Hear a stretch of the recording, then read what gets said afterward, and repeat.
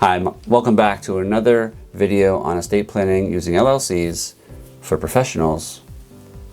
My name is Barry Haimo and I am your host. Today we're talking about asset protection. It's a short video, but it's a meaningful one. I have a video on asset protection on our YouTube channel, so feel free to check those out when you have a moment. For today, we're talking about LLCs specifically. I would like to first start with the different kinds of creditors. Everybody forms an entity for this common understanding of what they call limited personal liability. And what that means is that there's a separation between the owners, members, shareholders, partners, it doesn't matter what they're called, and the liabilities of the business.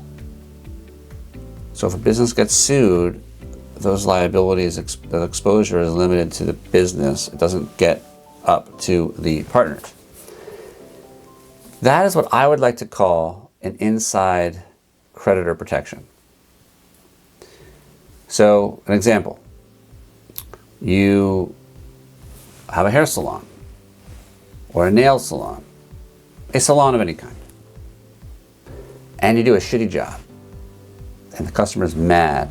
You cut their hair, they had a photo shoot, they had a contract that was worth $1 million, and now they're not going to get the contract, they're suing you for the $1 million.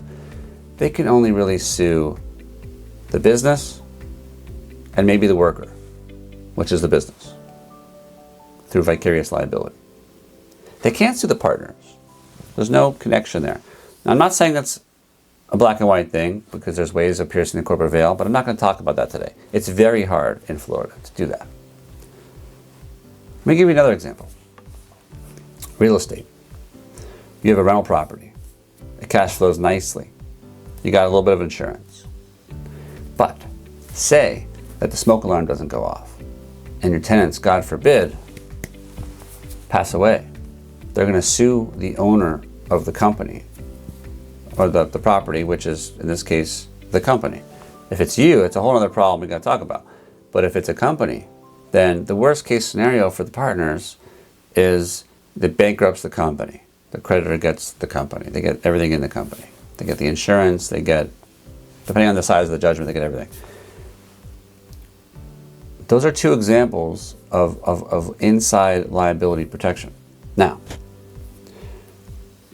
what I think people miss, including professionals, is the distinction between an inside creditor and an outside creditor.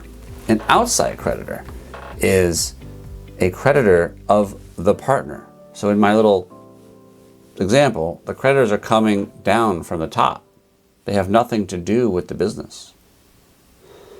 Their claims are against the partners, the shareholders, the members. They have a claim for drinking and driving, texting and driving. I don't know, use your imagination. Breach of contract.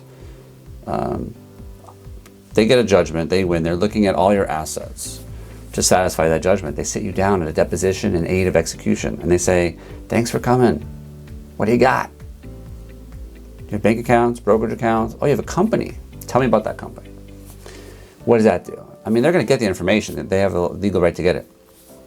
And if your company is not structured the right way, they can take that company away from you, even though the company has nothing to do with the claim.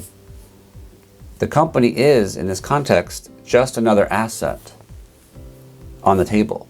And so when you start thinking about asset protection, you're looking at legitimate ways to make or to remove assets from being on the table to creditors. So, outside creditors are creditors of the owners, partners, members, shareholders. They're judgment creditors. Now, one solution of my 4 solutions is a charging lien protection.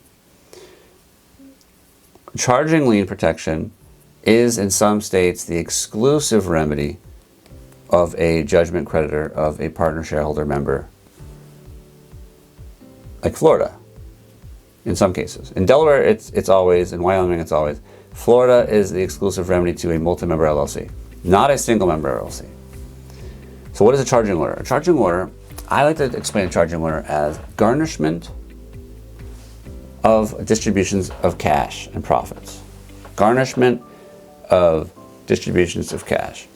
If you know what a garnishment is, that's where you get an order that says employer only, pay creditor first, and then pay employee second. And there's nuances there. There's protections there, like head of household protections, but I'm not talking about that. In general, you're redirecting where the flow is going. So profits are going to go to the creditor before they go to the partner. That's a big deal. It gives a lot of leverage if you're in control of the company. If you're not in control of the company, it's not ideal, because now you're going to get that money redirected. So charging order can be really helpful because it saves you from losing your business. The creditor cannot take the business. They cannot participate in management. They cannot, get rights to certain, books and records and have voting, participation. They just have an economic interest, and that's helpful. That's better. The public policy is to make sure that, your partners are not having creditors. Their partners are not becoming partners with your creditors or your former spouses or your problems that can jeopardize the business. That's not fair to the people.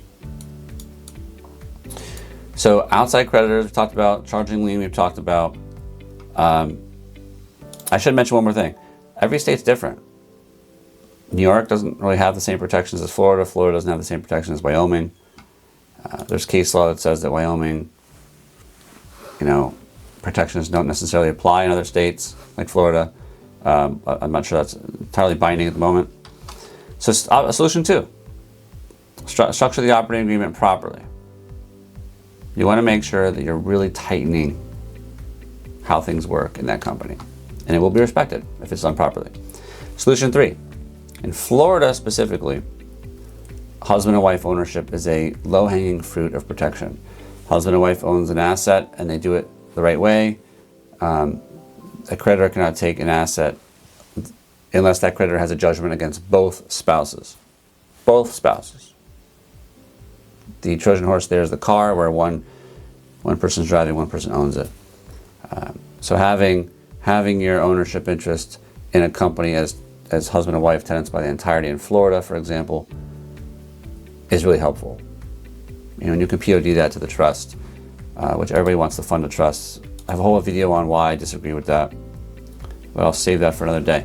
Last solution is an F as in Foxtrot reorganization, where you take an entity that is otherwise lacking in the outside creditor protection, and you make it outside creditor protected by restructuring it into a parent subsidiary structure.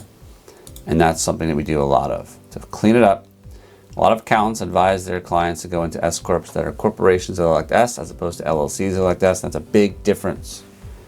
It's a big difference. So asset protection is a really important concern for a lot of people in estate planning, and it behooves you to learn more about LLCs and how they can be of help and how you can add value to your clients. In the next video, we're going to talk about anonymity planning, which is becoming a very big thing in our practice. Anonymity planning.